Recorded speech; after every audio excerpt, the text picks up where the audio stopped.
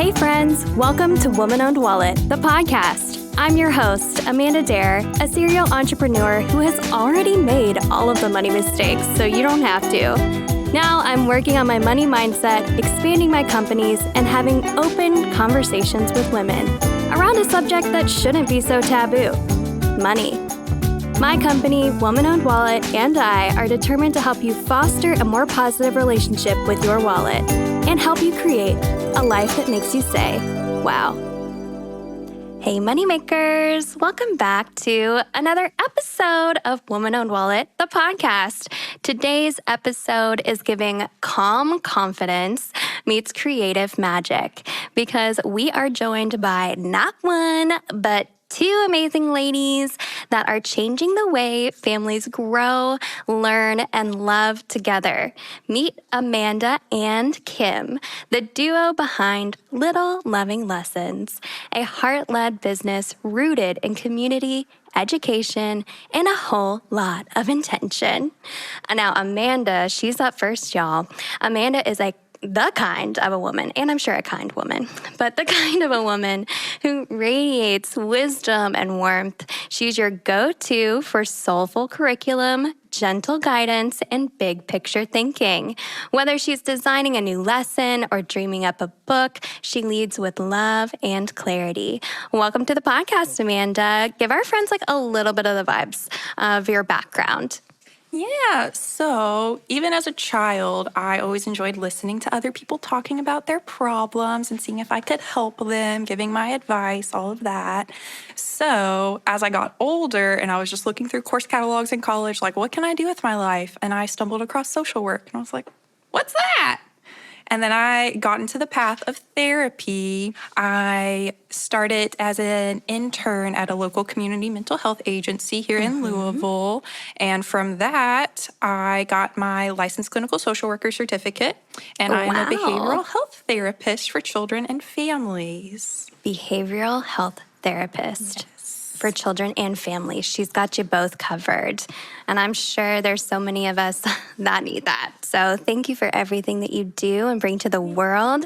We're so happy to have you on the podcast. Awesome. Thank you for having us. And Kim brings grounded creativity to everything that she touches. She's a builder of community. I was like builder, like Bob the Builder. My brain just went into that fun little place. But anyway, she's a builder of community, a thoughtful homeschooler, and a creative mind, always dreaming up new ways to connect learning and care. She brings intention and action together like few people can. So welcome to the podcast, Kim. Now give our friends a little bit of your background as well. So I am a mother of two. I have a little 5-year-old girl and a little 3-year-old boy. And my background is in marketing. Actually, I learned about self-care and mental health from Amanda when we were both working at UPS. And so I love being creative and we love our books. Yay. I'm so excited to get into that, Kim. Welcome to the podcast. Thank you for being here. Thank you for having me. Together, Amanda and Kim are making gentle radicalism looks so good. And today we're talking all about where it started, where it's going, and yes, how Penny, the piggy bank, who's our mascot here in WOW, might just be entering her book era. So before we get started with questions and coolness and all the things about Little Loving Lessons, which adorable name, by the way, obsessed, I first really love to talk about how we met each other, because a lot of these podcasts be out here and be like, I don't know who this person is. I'm just here to make a podcast and move on. And to me, I get a little bored of those. I like to have people on that I love and that I know and that I've been able to spend some time with so that we can really just vibe a little bit deeper than a lot of the podcasts get to go. So do y'all remember when we met? Yes. What were you out doing that day? Tell me about it. We were having a community outreach day. We were really trying to spread awareness of our business, what we can offer our community. And we had selected a few different places throughout Louisville to go. We were hitting up some coffee shops, leaving flyers, business cards, talking to some other people. And we actually came into the storefront and was like, hey, here's what we have to offer. And an employee was like, oh, Amanda's actually over at the Wow Factor. Why don't you go over there? And so we just walked across the street and you were outside. I was literally like walking over to the store. Yeah. I'm like, I got to give this girl a break. Like, what are we doing? What are we doing? And then I walked up to two cuties popping across the street. And I was just like, hi, what's up? And that's where our love story began. Yeah. And it was great. I'm Hit it really off in the proud of street. y'all for like getting out there. Yeah, thank you. You're welcome. Did you find success that day? I mean, besides us. Obviously with you, yes. And you have a couple other friends that we are collaborating with that we actually met on the street with you, same day, same time. Yay. I love to hear that. And I think I'm talking to them very soon, so they will be on the podcast this season as well. Oh, I can't believe it's season 6. Blows my mind sometimes. So exciting. Yes, absolutely. So, I mean, first collabs. Yeah. I'm real excited. But you did say I get to be the guinea pig, so I'm into that. We'll get into what we've got going on here at WOW and Little Loving Lessons in just a second. But again, I just really wanted to commend you because I feel like that's a really important step in your business is getting out there and not being like so scared of like what's going to happen. You just have to go and meet people and network and get out there a little bit. And that can really help your business grow. And look, now you're on the pod. Yeah. Do you feel fancy? Yeah, and one reason that we did that was a focus of ours for this year in our business is to really support our community because our books are so full of love and our business is so full of love. And we not only want to sell books and get to know everyone, but we really want to establish true relationships. We want to support others and, you know, in time they'll support us back. Absolutely. What a beautiful comment, Kim. I'm obsessed with y'all. So give us a little bit of the vibes, Little Loving Lessons. And like you kind of mentioned, Kim, in your opening is like where you and Amanda met. And I would love for you to share that story with everyone because it was so sweet. And I just really appreciated that. So I heard it from Kim and I just want to hear a little bit, or I heard it from Amanda and I want to hear it now from Kim. Yeah, so Amanda and I worked at UPS together, and I was a cover soup in the Greens office, and she had gotten moved to our office, and she didn't know anyone, and was really wanting to make her comfortable, so I waved to her one day, and it made her feel better. And then she was working on her self-care plan. She had to turn that into her internship at 7 counties. And I was being nosy, so she sat next to me, and I was like, Mander, what are you working on? And she told me her self-care plan that she has to turn into work. And that was so different than I'd ever heard anything from a job, especially working at UPS. So that was mind-blowing to me. And from there, she taught me about self-care. One of the things she said was you need to have something monthly, weekly, and daily. Ooh. Yeah, and she said, and weekly is going to be me and you hang out every week. And then we became best friends. Oh my gosh. Amanda. Look at you being all cutie over here.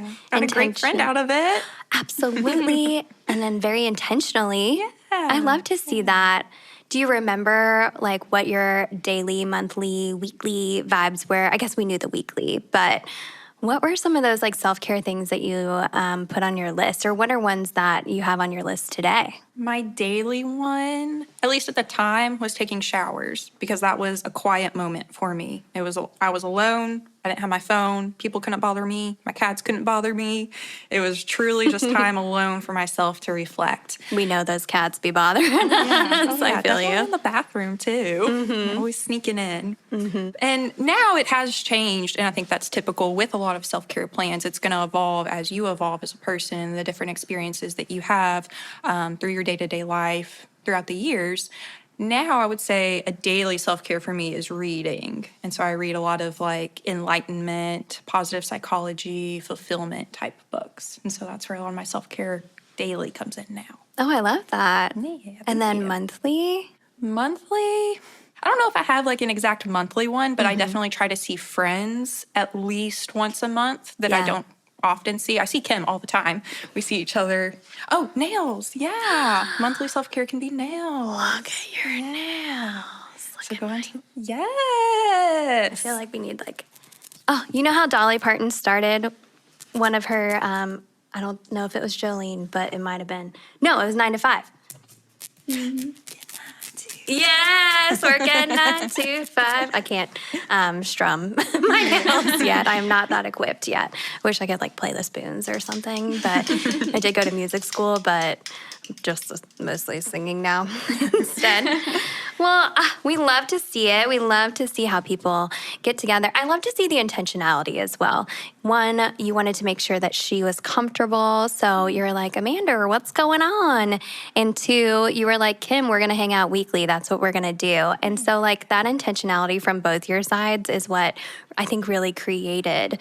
You both had that openness and that readiness for that sisterhood / friendshipness hood. Yeah. I guess friendship's enough, but that friendship to really have that spark happen.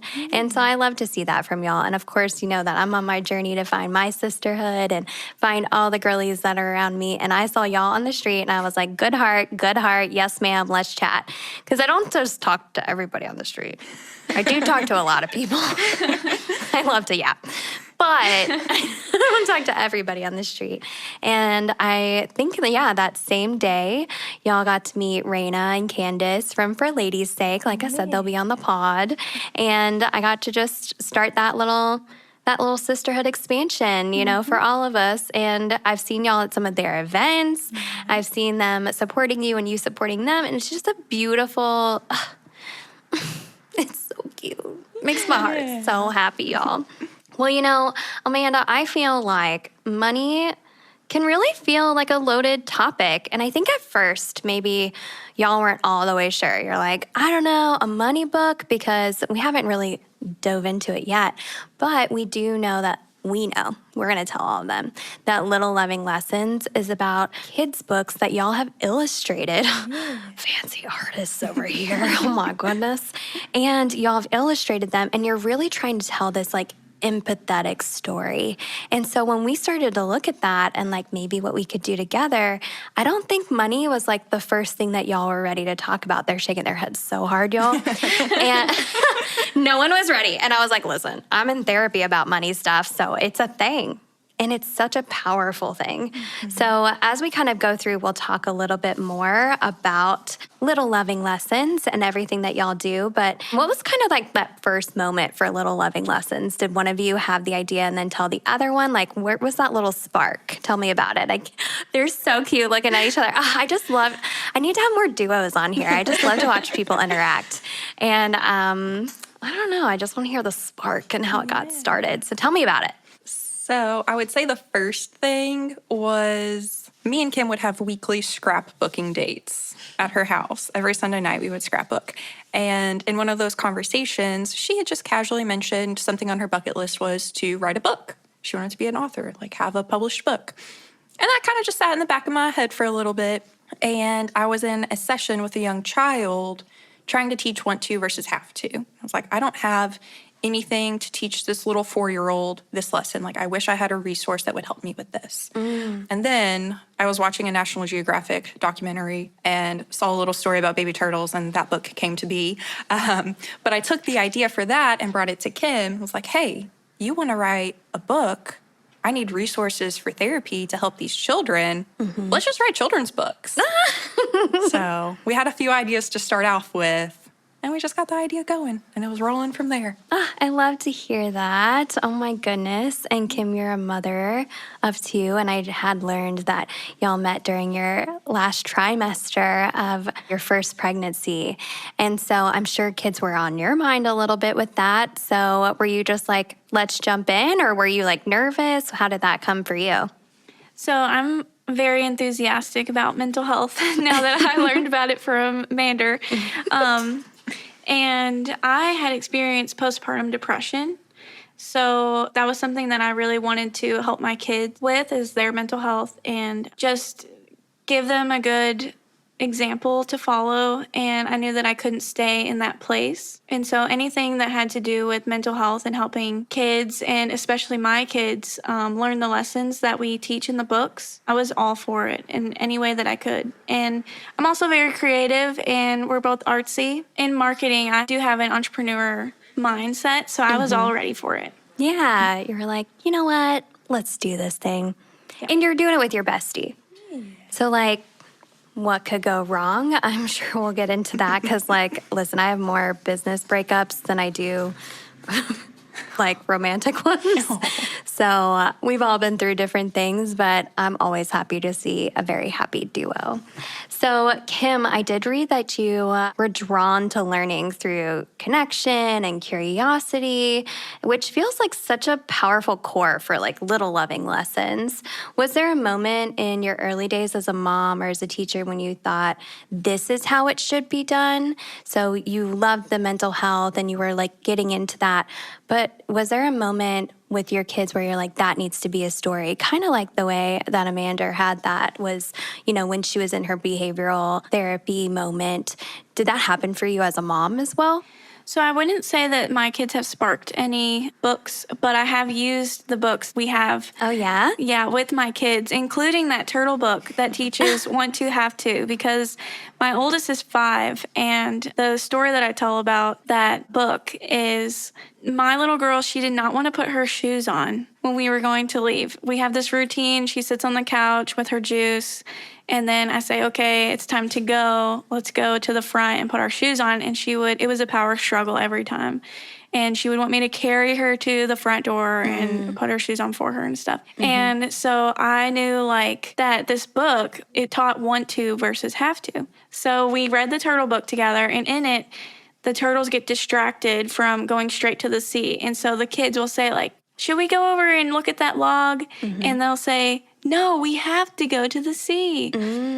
So we went through all that. And now since then, I'll say like, you have to go put your shoes on. And now she understands that she has to. And that like completely got rid of our struggle there. Yeah. So. Oh, I love to see that. And so like you're utilizing this tool that y'all created. Like, oh, that's so beautiful. And of course, like even having these tools might prevent a lot of things that maybe we did potentially need a book about, but now we don't because some of those can be explained for them. I love that. It's so fun to like learn about that. And I mean, turtles are the cutest. So I like all animals, but kids love animals for sure.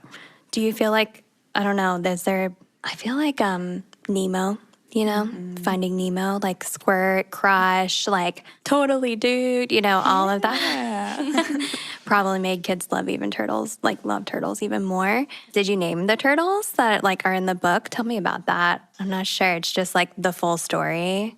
We actually didn't name them. We had started off naming them, and Amanda, was going to be the one saying like, no, we have to go to the beach. And we were going to name one of them after one of Kim's kiddos, but we ended up not naming them in the book. They're just the turtles. You know what? It allows every family to name them.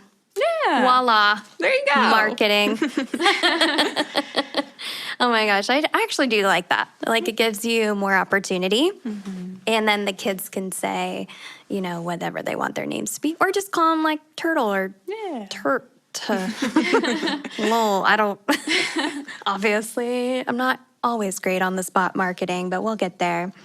So, Amanda, you're both building something that is just rooted with so much intentionality, but it still takes real structure behind the scenes.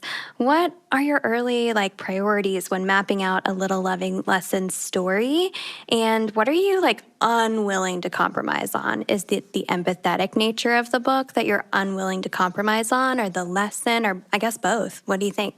I would say early priority was just creating a resource. We didn't get into this to actually make money.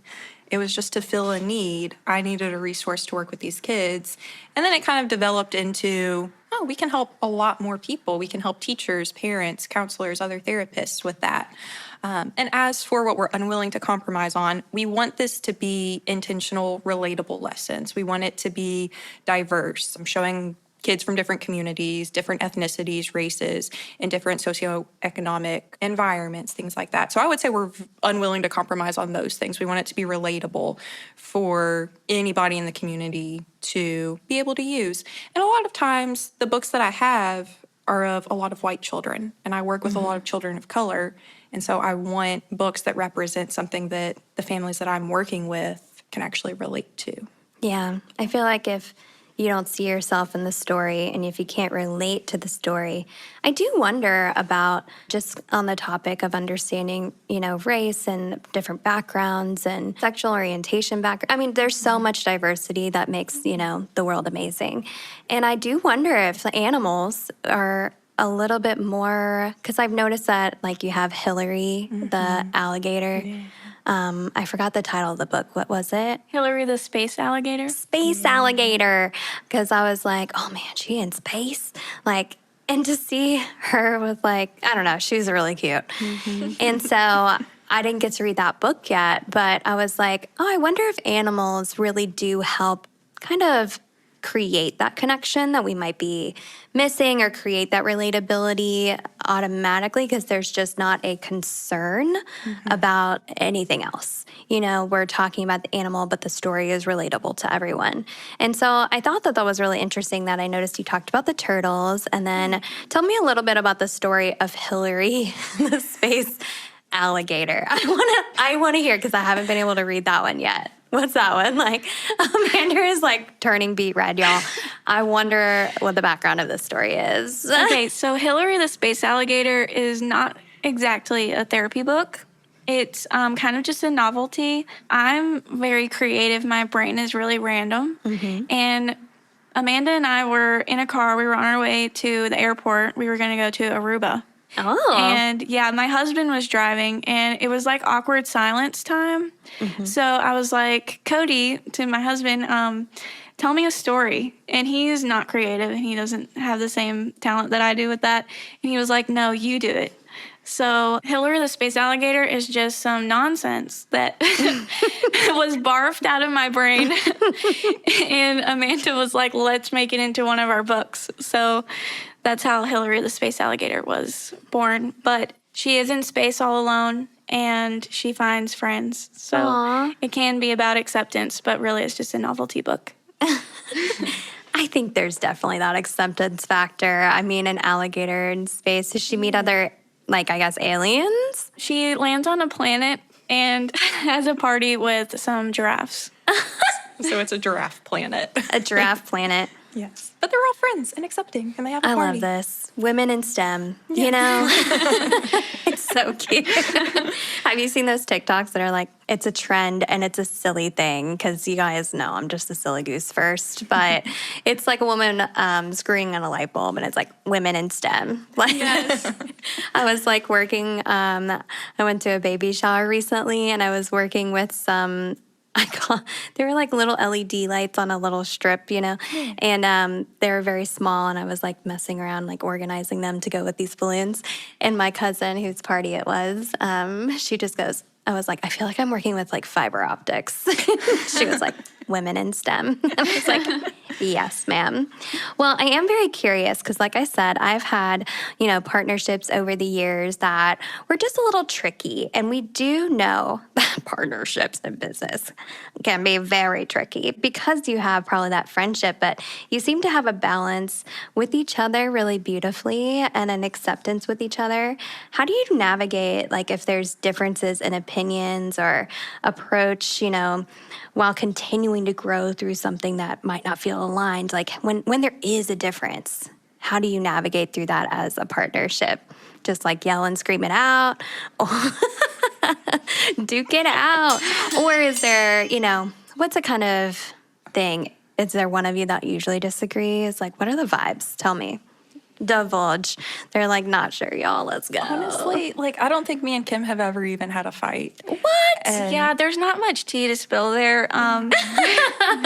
We're on the same path a lot of the time. We have a similar idea, and I think we're both just open to hearing the other person out. And so if one of us is stuck, the other one will jump in. I may not think the same way that Kim thinks, but also she's half of the business. Like, her input in this matters. I'm going to trust that she knows what she's saying and where we're going and that it's going to be okay. We both also know, like, where our strengths and weaknesses are. Like, I lean on Mander for a lot of her wisdom and, like, her know-how with the therapy side of it. And we're both very creative, but she will look to me for, like, what are we going to name this person? And what should this page look like? And things like that. So I think we just really match. And I also think that the fact that we didn't start this business because we needed money, we started this as like a resource for Mander, that really helped take a lot of the pressure off, because it was just like a group project that we get to work on together, and we both love it and we love each other, and we just had like talents that really blended together beautifully. Oh, I love to hear that. Well, I think it's been kind of interesting because, like, as it grows, there's going to be new things, of course. But I do think that being able to rely on one another, and I do think also having that friendship background and that understanding of, you know, you're not competing against one another, you have the same mission, is incredibly important. I do think because it didn't start quite as a business and it's going to go into being more of a business, it's really interesting because you guys both went out and you're just like, let's grow this business now. So, I mean, are you hoping that it does become a full-time thing? What's the hope? Yeah, I think this year, last year we were just, developing resources. And this year, after some business coaching, we really realized like how big. We actually just had a Q1 review at O'Shea's. And we really talked about how big could this really get, and like if we had a physical location, what would that look like, and what are all of the parts of Little Loving Lessons if it like was really as big as it could possibly be. And I did ask her, like, at this point we could really say like, no, we just want to keep making books for you, or are we at the point where we do want to blow this, like we're ready for blowing this up as big as it can go. And we both decided that we would love to see it grow, love to be able to do it full time. So yeah. I love to see that. Do you agree? Like, what was that O'Shea's drink that y'all had? If you're not familiar, because people do listen from all over the world. O'Shea's is a wonderful Irish restaurant here that we love with great cocktails. So I was just like, did she need to basically get you to a bar to ask you those questions? Or what did it kind of feel like for you? I was a little taken by surprise, Really? I guess. Because Kim said, oh, I have discussion questions prepared for us to go over. And I was like, oh, okay. And she just kind of sprung that at me. And I think it's great. I love it. I just wasn't prepared to like really think about that. I guess I hadn't really thought of how big it could get at that point. Because you were happy for those resources. Yeah. And you're like, these are really useful. And I mean, I would think with you seeing them being used, both of you, and it's working, that there's this energy kind of behind that. Is that like a driving force a little bit because you do interact with your own product so much? I would say so, definitely. Yeah, I think that would make sense. And especially with, seeing it with the kids that you work with over at 7 counties and then seeing it with your own kids, like that must be energizing as fuck. Because like, even if I've like spent too long away from like the WOW store, like I just got back from a vacation kind of thing. And I was just like, man, I miss my people, there's a lot of difficulties with running businesses, but I think there's this interesting line of like getting that validation. Also, you both are artists, and like getting that validation of just seeing the thing that you created do what you wanted it to do. Like there's not much more joy to me than that. So it's beautiful to see that you already have that, in your everyday lives. And I'm so curious about what a Little Loving Lessons like storefront would be. I mean, are there drawings? We don't have drawings yet, just some ideas of what would be there. Definitely a little bookstore for us to sell our books. An event space, because we do events. Primarily, it has been immersive, interactive story times where we decorate a lobby to match the theme of the book. We read the book. All of the books have a tip sheet and activity sheet in the back where we get to do it. So a space to actually have those, and kind of like a classroom. I think doing some parenting classes, workshops, things like that would be really cool to incorporate with it.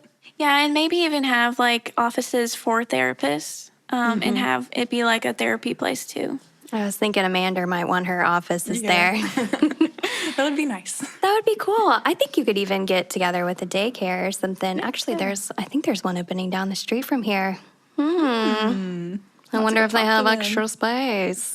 Listen, this is a little early, but maybe it's not. I don't know. Yeah.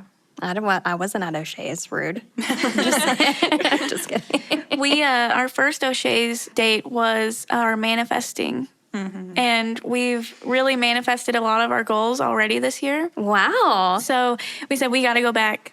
Yeah. Those spiked milkshakes, man, they did it. Little Baileys. Yeah. And actually, one of our Q3 goals was to be on a podcast. And that was... Look at that. We're in Q2. Exactly. You're just doing it early. Yeah. And I'm just texting y'all like, hey. Yeah. I think you're cool. You want to be on my pod? Yeah. So thank you for helping us make it happen. Oh my gosh, anytime. Yeah. I love manifesting shit and I love seeing it come to fruition. I think I've done 3 vision boards this year. Ooh. And the last one I did ended up being like the inspiration for, I'm like redoing my laundry room. And it's a very small room. She's tiny. But you got to walk through it to go to my backyard. So I was like, I painted it this one like light blue and it just didn't feel right. I was like, what's wrong? And it felt like an old version of me. So like I really went into that envisioning process. And I'm like, y'all, I think I'm maybe more like you, Kim, where it's like that vision part of it, I can see what the book looks like. Yeah. Can I draw a stick figure to save my life? No, I can do this shit. I can't draw. I'm learning. I can paint. Kinda. I can paint big stuff. I've learned that murals and not tiny details, that's where I'm at. But I was like vision boarding this, and I actually realized that like one of the trips that I took was like out west. And so instead of this like light blue color that I was trying to make this room look like, I was like, I'm going to add all this green into it because I'm like in my planting, like houseplant era. I don't have those babies yet, so I'm in my houseplant era. And I don't have new kitties yet like you do, Amanda. So I'm like, again, houseplants. But I just did my front yard, and now I've done some outdoor plants, but it was right before all the bees and the spiders came. So now I'm just like nervous to do anything else outside because like bugs. Maybe we can make a book about not being scared of bugs, but like because they do good shit. Yeah. My husband's like, we're leaving those spiders on the porch because they catch all the bugs. I grew up like Forrest Fran, so me and my girlie, we love bugs. You love bugs? Tell them about Forrest Fran. So that was actually Amanda's idea. Forrest Fran, yeah. And this is one of your books. Yes, and this is one of our books. She lives on Forest Planet because she's based on me as a little girl. I lived in the Jefferson Memorial Forest here in Kentucky. And so no city water, no internet, all that good stuff that I loved as a teenager. But I had to go to school in a different county than my house was in. So she came up with the idea of Forrest Fran, who goes to school on City Planet. And all of the kids there are from their own planet. There's Tundra Tina, Lagoon Liam, and Desert Danny. Of course there is. And Fran has... so cute. Fran has anxiety about her new school, so her mom and her sister and her friends all teach her coping skills for anxiety. And at the end of the book, all of her friends bring something from their own planets to share with each other, and they realize that their differences is like what makes them special and unique and makes them love each other. So that's that book. I'm not crying, you are. So cute. Yeah, because like there's so many things. I mean, each one of us are so individual, and like to be able to have that, I like that they're all different planets and they go to this one planet that's like different than all of their planets. Like I think that that's really cool as well. And so like, Amanda, you were out there and you're just like, Kim, I heard your story. I know your vibes. You said she has red hair just like you do, Kim. So I feel like that's a really cool vibe that your friend can notice that in you and then help you even through it. Like when you read it, are you like, this is little me needed this? Yes, of course. And of course it was Mander who thought of that. She is the best. Yay. Listen, anyone with the name Amanda, I'm into it. I agree with that. Kim is on our Amanda train. Yes. She's ready to go. Well, Amanda, I'm curious, let's go down the entrepreneurial route with y'all for a minute. So money can really feel like that loaded topic, especially when we're leading with our hearts. And I feel like that's really difficult to separate sometimes. So has your relationship with money changed since becoming a business owner? And what do you feel like has taught you about your own worth within this world? I think I've always had a decent relationship with money. I think my parents did a really good job raising me to be financially independent. My dad would have certain ways of doing things, like charging interest. He charged interest? Yeah. Same with my dad. Yeah, if I needed to borrow money. And that was a good way to teach me, hey, later on in life, if you take out a loan or if you're putting money on credit cards, you're going to be charged interest. You need to be prepared for that. So I think my parents did a pretty good job of raising me to understand finances pretty well. I do think it stresses me out being a business owner now because it's we don't have money. We're just putting money in because we love it and we believe in it and we're hoping eventually we'll make money. But it's definitely a point of stress with being a business owner at this point. Mm-hmm. Are you both able to put in money equally? I would say for the most part, yeah. I think there's times where Kim can put in a little bit more than I can, but then there's times where I can put in more than Kim can. And you can balance it. Yeah. Balance that checkbook after time. I feel like that's something that if you can keep, grow as fast as both of you can grow, that's something that will keep your partnership together as well, because you might come to a point where one of you is ready to do something financially and that's not where the other person is at. And in order to keep that partnership, it's going to be really helpful, I think, to kind of grow slower and grow with that intention that the partnership is what's the important part. Just as, unsolicited advice.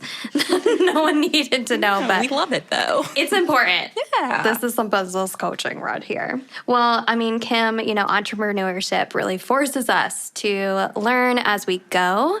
And I imagine that you both had to make some financial pivots like we were talking about. Is there one lesson that you've learned or changed the way you thought about money? So maybe when you were a kid, you thought about money one way and now you think about it differently. Or maybe even as a mom, do you think about it differently? Because I'm not a mama yet and I'm not sure what my thoughts will be around money when I have kids. But I'm curious about kind of your financial journey with that. So I grew up lower class. My dad didn't have money to let me borrow. So we came from a place of scarcity with money.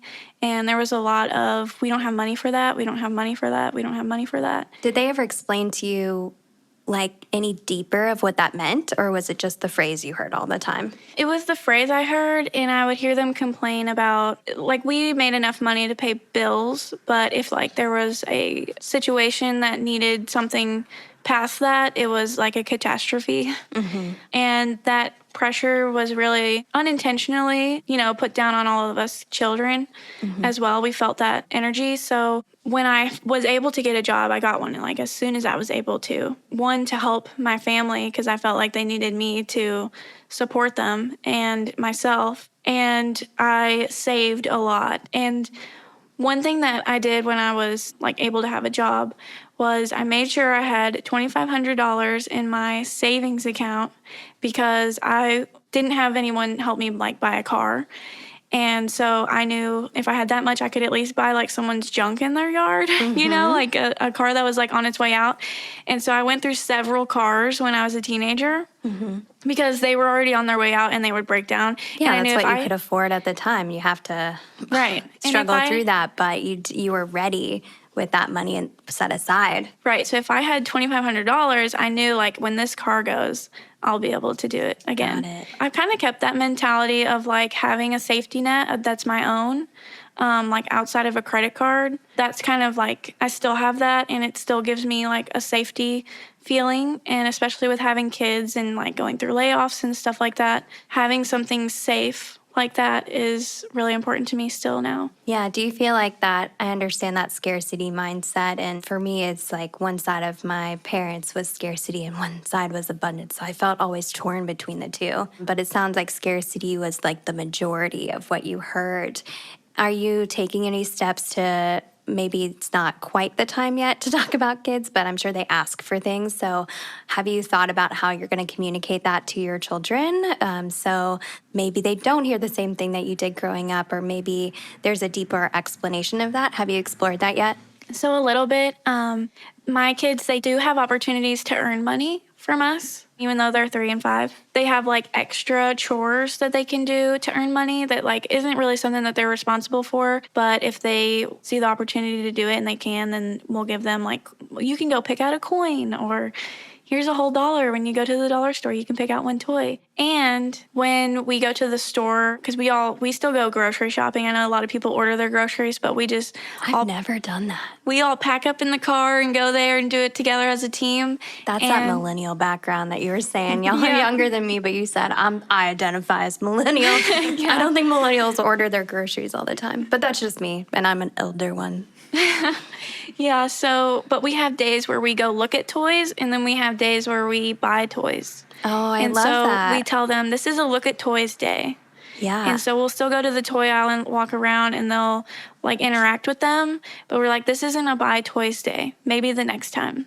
Mm-hmm. And so that's something that my daughter like says all the time is, maybe next time. Maybe next time. Not right now, but maybe next time. That's like her phrase. Do you like that? Is that feeling good to you? Yeah, it feels really good to me because they appreciate it when it is a get a toy day. And somehow in their little tiny brains, they understand that it can't always be a get a toy day. I feel like we're back to the like want to, have to turtles. Yeah, absolutely. The turtles have brought us all the way back. How cute. I will say owning a gift shop, and it's a dopamine explosion in here. So kids come in and they want to touch everything. They want everything. It's colorful. I understand that, but I don't try to make them buy things because I understand the difference.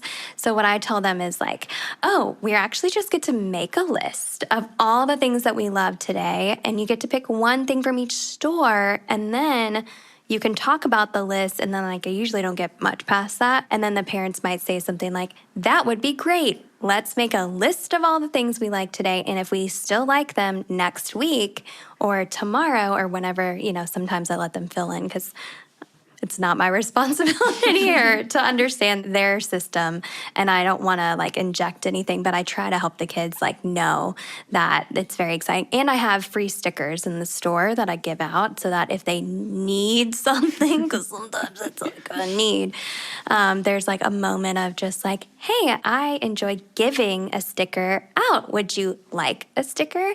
And you have to ask mom and dad, or mom and mom, or dad and dad, like whoever is with you as your guardian today, maybe it's grandma, if you can have the sticker, if you can accept it from me as I'm a stranger. And they usually are all about it. Like the guardian usually says like immediately like, yes, oh my gosh, give them the sticker. There's just like so much that they need, that like hustle and bustle of just being in a new place. And like there's actually a lot more kids down here more often than I expect.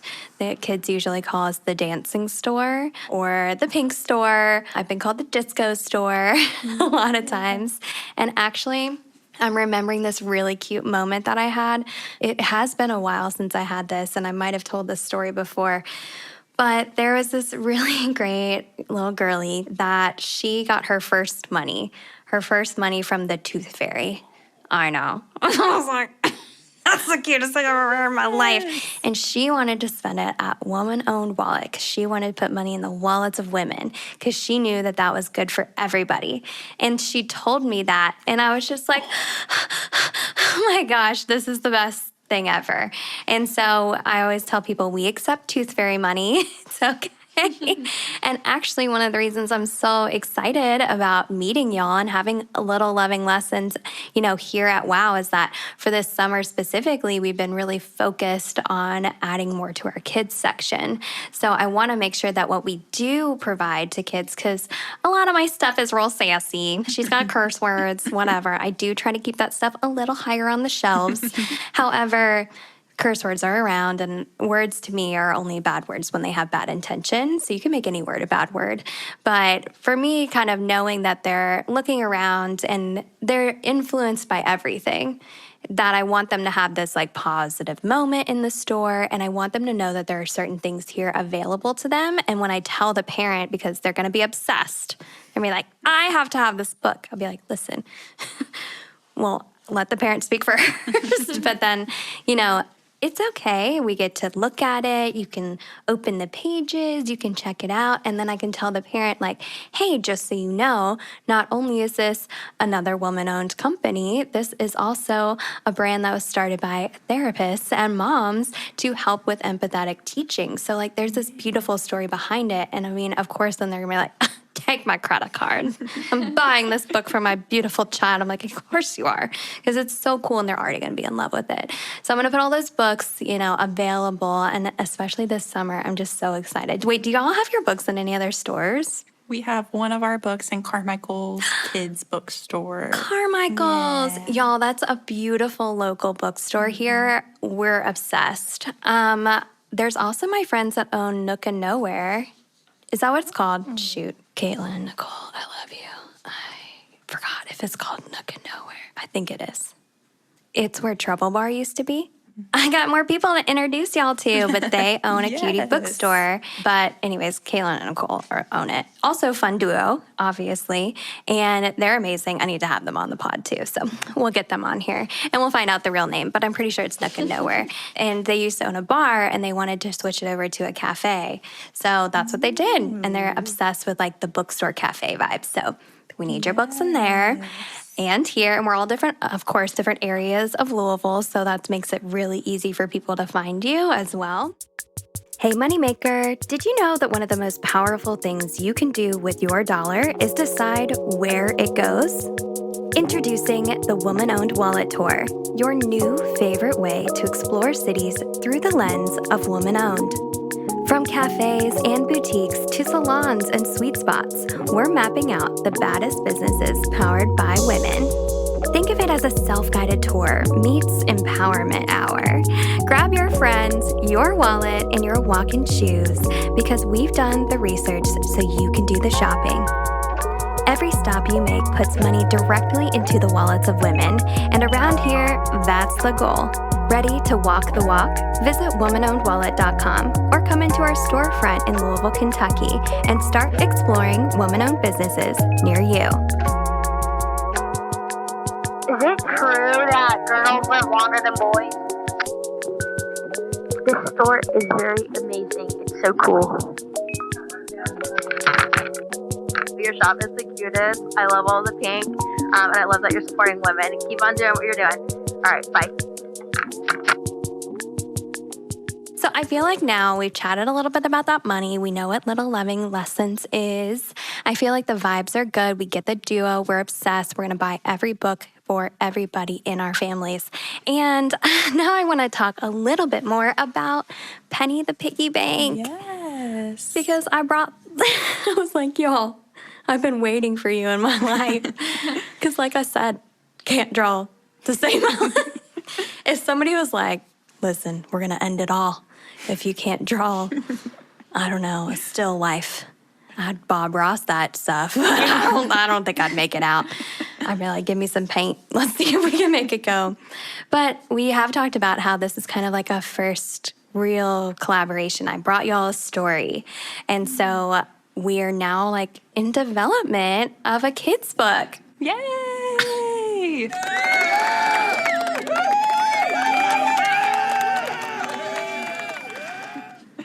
So like I was telling y'all earlier, like when we first started chatting about it, I was like dreaming up this idea of a children's book series for Penny the Piggy Bank. She's our mascot for Woman-Owned Wallet.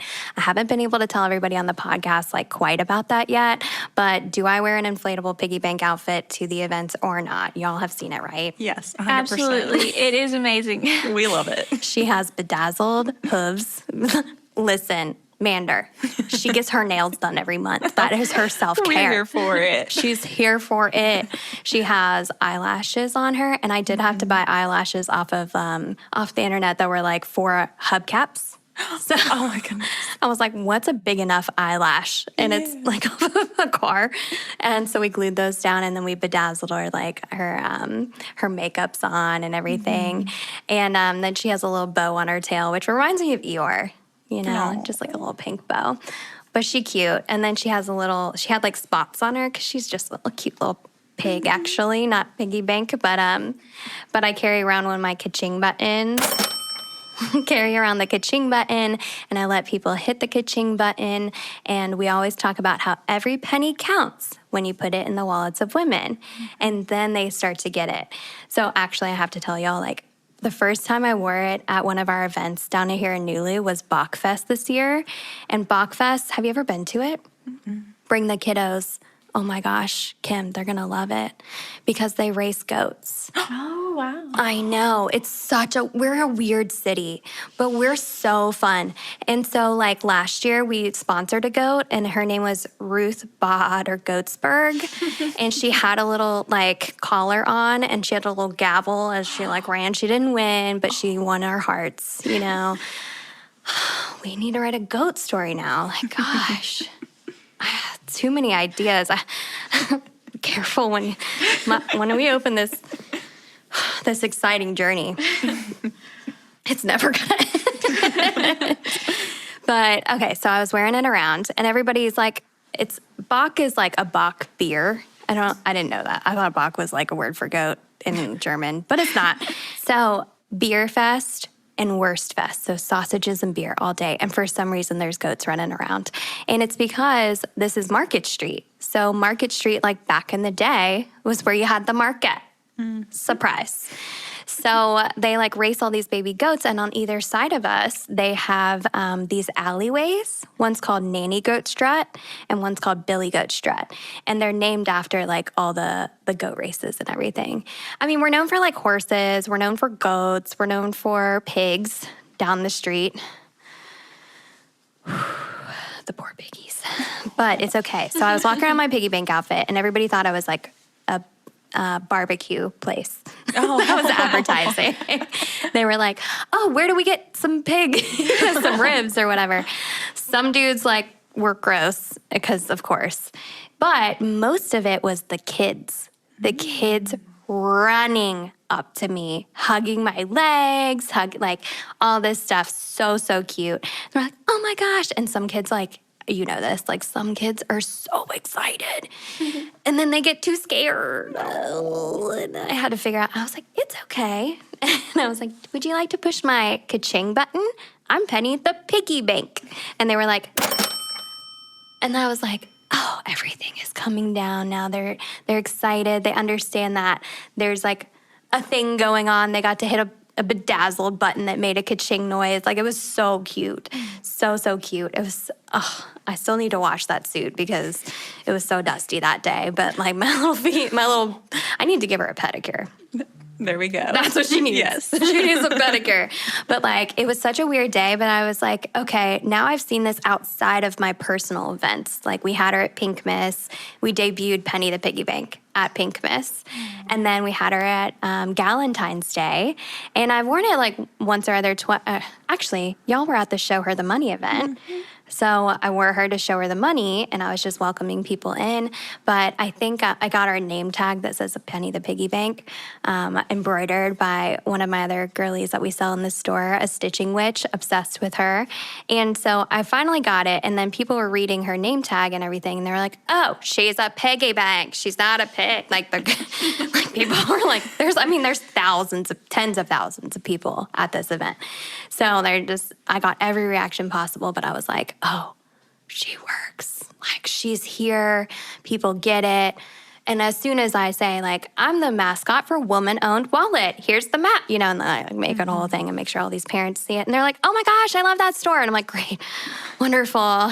And then like a bunch of dudes walk around. And I never know how men are going to, take what I'm going to say to them. So I just say it in a very positive way because that's how I know it to be and that's how I know it to feel. And honestly, they're so open to it, the people that I've met, for the most part.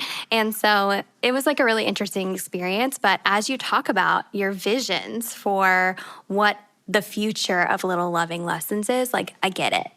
I get it because to me, I was like, oh shit, Penny, the piggy bank. She's here to stay. And not only that, I'm like, I'm crafty girly. So I'm like, how do I make her even cuter? Yes. And I probably need like 4 outfits because like, I mean, She needs outfit changes. she does need, thank you, Amanda, you get it. And she needs different hooves. Yeah. Because each month she gets her self-care in there. Yeah. Will you help me design her little nails? Of course. Is there a nail book we can write? Like a self-care? No, it's okay. Stay on topic, Amanda. Get it together. Not you, Amanda. Me, Amanda. But, so again, she's here to stay. The inflatable version, totally cute.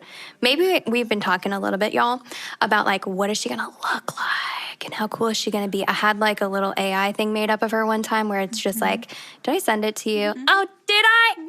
Yeah. Oh, wait, I've had multiple AI things of her. So this one was like her wrapped in like money as her outfit. That was really cute. I have a little AI video. And trust me, like I know AI is a big thing and I'm not like, this is just for me to help myself visualize. But I was like, okay, what if she could look like this? And what if she was walking down the runway? What if she was like next to Dolly Parton?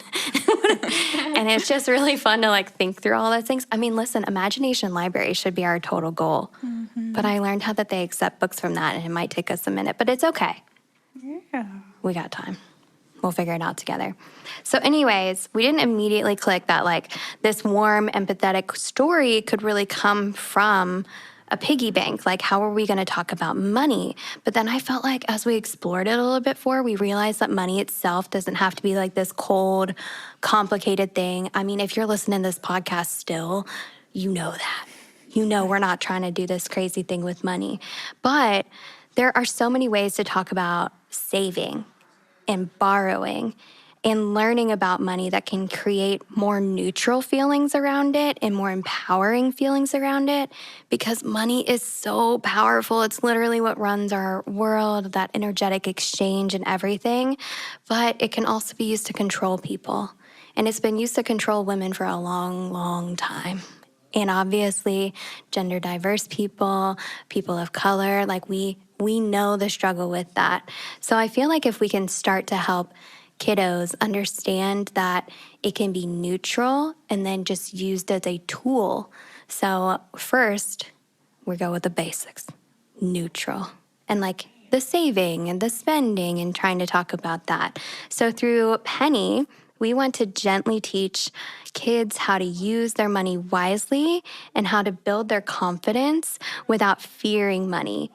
So what does that mean to y'all, like, about money in this way? Like, does that sound like something that the kids could resonate with? The kids, you know, not the Gen Zs, but the Gen Bs? Beta? Whatever they are now. Alpha? We might be on B. I think if I were going to have a kid today, it would be a B. It changes so fast now. It's because information changes so fast. But what do you think? Is that something that kiddos can really relate to? So you've already read the story. No spoilers here. You can't really spoil a 20-page book. I mean, I guess you can. But was that something you were like nervous to take on? And then when you read the story, you kind of got it a little more? Like, tell me the vibes of how you're feeling about Penny the Piggy Bank now. I would agree with what you said, that we were a little hesitant just because we didn't know how it would fit. Obviously, we love you and we want to make something work. But when you did send over like how you want the dialogue to go through and that we do want it to be used to support children and have a lesson for them, if it's helping the kids, we're here for it. We're going to do it. So. Have y'all been visualizing Penny yet? Yes. Yeah, absolutely. Oh, so pumped. I just feel like we need to ka-ching that. So I do kind of feel like Penny needs a little ka-ching. We got to figure out how to make those books that have the sounds. Yes. Those must be That would be expensive. Well, I don't know. Somebody makes them. Yeah. We can figure it out. I'm sure a traditional publisher would upfront that money. Yeah. Mm-hmm. Let's get the self-publishing vibes going. And then we get that publisher in and we say, listen, you want to make this better? Add the ka-ching, bitch, and then they'll get it. So, I mean, I do feel like that story is going to be so good. And I think I was telling y'all that after that, like I was watching this TikTok that was, have you heard maybe of this idea of like channeling someone, you know? Like for me, I try to channel Dolly Parton like as much as possible. I'm like, what would Dolly do? But it's like channeling that person. Like you said with the turtles. They're channeling the little turtles and everything. I mean, like to want to, and all that stuff. That's adorable. So I want them to like channel Penny the piggy bank for when they need some like money advice. Yeah. Is that something that would have helped y'all growing up, do you think, if you learned that money didn't have to be the scarcity or that even the interest part of it, like you talked about, Amanda? Do you feel like there's that need? Yeah, and I think a lot of people like avoid bringing up money around kids. They don't really know because they might not have a good relationship with money themselves. They try to protect their kids from money. And so, yeah, I think that having a Penny book that talks about it and really introduces it at first in a positive way would be really great for kids. Especially if we're targeting younger kiddos. It's just starting it even earlier, giving them more and more to build on as they grow up. So the goal would be to like have like 3-year-olds, 5-year-olds, just very starting out. Like I think the book we had was like maybe 20 pages. I need to look back at it as well because I was in like a whole creative mindset. Do y'all have to like set aside creative time to like really get drawing, get vibing, or does it like come to you at random times? Like what's that energy like for you? We spend a good concentrated 4 hours together pretty much every Saturday where we get a lot of, I think, like more of the business end on it during those meetings. And then we fit in that more creative illustration piece in our own schedules when we can. Like for me, I don't work my full-time job in the mornings often. And that is when I feel the most creative, either in the morning or late at night, but I don't stay up late at night. So a lot of the times I'm hitting it in that morning area. Yeah, mine is more after the kids go to sleep time of day. But yeah. I would imagine that makes the most sense for you. Do those kiddos get up pretty early? Yeah, and I am very on in the mornings. So I use that usually for work to be productive. But yeah, in the afternoons when I finally get to chill and I can let everything go, that's when I like to illustrate. How did you all get into illustrating as well? Like, that was something that I'm so curious because, I mean, I used to own a fashion brand. I taught myself how to sew. Like, there's no art school needed here. I'm wondering what that creative energy, like how that came about for you, that you were even interested, and how did you hone the skill? So we did not illustrate our first book, Forest Fran, and going through that process, it was a little frustrating not being able to communicate our vision perfectly, and it was really expensive, and we're both creative people, so we decided to try it ourselves, and we really learned from this lady on YouTube. Her name is Art with Flow. Ooh, cute. Yeah, and she teaches you how to use Procreate, and she has a lot of tutorials and really creative stuff. We actually asked her if she wanted to illustrate some of our books. Oh, wow. Yeah, she does her Art with Flow channel full time, so she said, sorry, not interested. But She's busy. I know, she's busy. We're still like, Flo, you want to do a book? Manifesting it. Exactly. But yeah, we learned a lot from like tutorials from her. On Procreate is what we use. Oh, I can't wait to watch it. So do you do it mostly on a tablet? Yeah, we do it on an iPad. Cute. Yeah. Sorry, my brain's like goes back to the days of when I wanted to be a colorist for Disney, and it was all on paper. Oh, goodness. I mean, 90s, y'all. Before that too. It was just so interesting. Do you ever imagine that your books will be animated one day, like into mini shows or anything? We have some sequel ideas for some of our books, and we've been asked to do sequels on like the characters in Forest Fran. There's been some people at some of our events who have asked, like, is Tundra Tina or Lagoon Liam going to have their own book? So we've thought about it in that way, but bigger than that, not yet. We thought maybe like some merchandise, a backpack that has Fran because she's like a back to school kind of book. Yeah, that's cute. Things like that. Oh my gosh, I love that. I think a backpack with Fran is where it's at. And sorry, I called her Fern earlier because my brain went to Fern Gully. Like I was telling you, like anything in the forest and Fran. It's just like, again, 90s kid. But these kiddos, again, they don't know that. So it's totally fine. Well, I love that we've talked through like what our visions are, our collaboration together. And I mean, we've really kind of talked through a little bit of the process. I guess, well, we talked about that off air. Very fancy. But I do think that maybe we can give people an idea of like when to be on the lookout for a Penny the Piggy Bank kiddo book. Personally, my goal was to get it for the holidays so that people could be purchasing it for all the kiddos in their lives. Do you all feel like I'm nervous? Like, is that an exciting like amount of time? Is it too much time? Is it not enough? Like, what are the vibes there? I think it's in a reasonable amount of time for us to get it done. I mean, I move fast, but y'all, I'm learning to move slow. I'm learning that it's got to be reasonable. Yeah. So a reasonable amount of time, they can be on the lookout for the holiday 2025. We're going to work out all the money and details behind the scenes, even though y'all know we love to chat about the monies. And we do know that it's really important to start our kiddos young learning about that so that they can really learn about the money mindset. But today, I just wanted to thank both of y'all for coming on the podcast. This was the first podcast you've ever been on, right? Yeah. First of many. I can feel it in my bones. I'm just like, let's go. And I can't wait to hear about, Fran and all her friends, because I do think follow-ups, sequels, all that, especially like anything with an alliteration. You got it. I love to see it. And so I feel like we're going to see this company grow so much. Little Loving Lessons is going to be Big Loving Lessons one day. But as we've talked about, it can grow at your pace and it can grow with your budget because unlike me, most people grow at a slow rate. And if you don't have to take on all the debt like I did to start all these companies and to learn those lessons, it's a good decision. So we're just going to keep that. And y'all know that I'm always here if you need a little business coaching or advice. And I'm so glad to have y'all as friends in my life. And thank you so much again for coming on the podcast. But for right now, I wanted to have everybody know how they could put money into your wallet. So how can they find you? How can they purchase the books? Give them all the vibes. And of course, y'all, we will mention this in our show notes as well.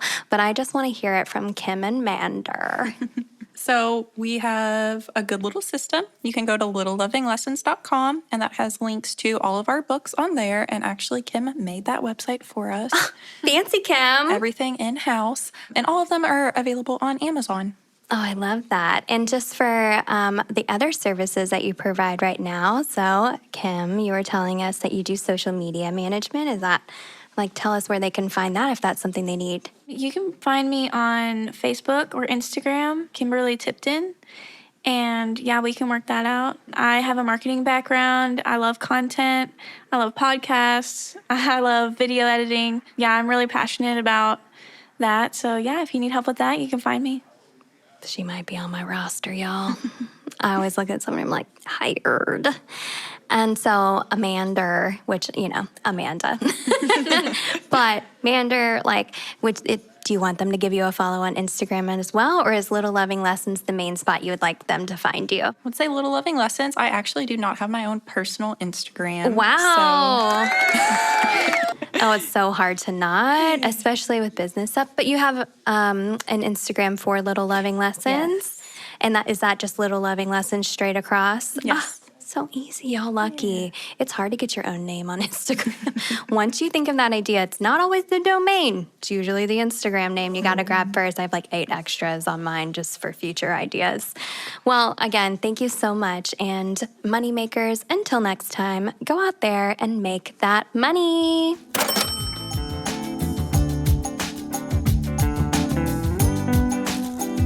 If you want to put more money into the wallets of women like we do, then check out our website, thewomanownedwallet.com. And we can't wait to continue the conversation on our social media. So definitely follow us on our Instagram, @womanowned.wallet, and on TikTok, @womanownedwallet. You can support us by following our podcast on Apple, Google, and Spotify. And don't forget to leave us a review. Thank you for listening to Woman Owned Wallet, the podcast.